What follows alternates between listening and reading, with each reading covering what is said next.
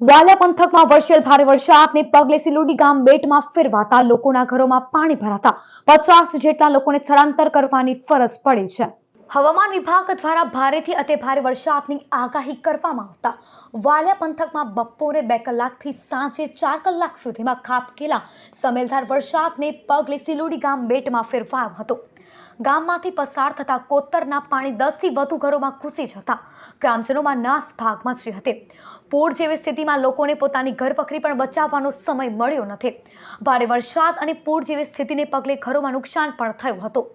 જ્યારે એક મકાનમાં ભૂવો પણ પડી ગયો હતો તો સ્કૂલ ફળિયામાં 2 મકાનોની દિવાલ પડતા 7 લોકોનો આબાદ બચાવ થયો હતો। પરિવારે દિવ્યાંગ વૃદ્ધાને બચાવી લીધી હતી। આ પરિસ્થિતિ અંગેની જાણ થતાં ગામના તલાટી હાર્દિક વસાવા દોડી આવ્યા હતા અને મામલતદાર સહિતના અધિકારીઓને જાણ કરી 50 જેટલા લોકોને ગામની શાળામાં સ્થળાંતર કરવામાં આવ્યા હતા। પૂરની પરિસ્થિતિ વચ્ચે લોકોએ સહાયની માંગ કરી હતી। આજ રોજ અતિ ભારે વરસાદ આવવાથી સિલુડી ગામે લગભગ અંદાજિત 10 થી 15 મકાનો ધરાશાયી થયા છે। ગરીબ આદિવાસીઓ જે બિચારા મજૂરી કરી પોતાનું ગુજરાન ચલાવે એવા લોકોના ઘરો પડી ગયા અને ઘર વખરી સામાન તમામ બધો તણાઈ ગયો છે।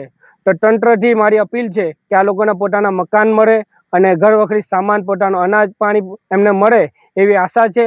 એટલે અમે જાણ કરી છે તંત્રને અને પ્રમુખ સાહેબની પણ જાણ કરી છે તાલુકા પંચાયતના।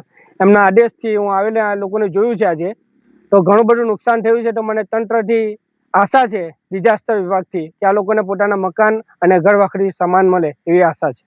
અમારા ઘરમાં વરસાદ પડતા આટલો બધું પાણી વધારે ભરાઈ જતા અમે પાણી કાઢતા સામાન અડધો આમ મૂકે કે તેમ મૂકે એમ સમજ ના પડતા પાણી કાઢવા જતા અડધી દિવાલ તૂટી પડતા દાદીને બચાવીએ કે પછી અમે સામાન આમ તેમ લઈ જઈએ ખબર ના પડતા આટલું બધું નુકસાન થયું। તો અમે એટલી આશા રાખીએ કે અમારું ઘર બની જાય અને અમને સરકાર તરફથી સહાય મળે।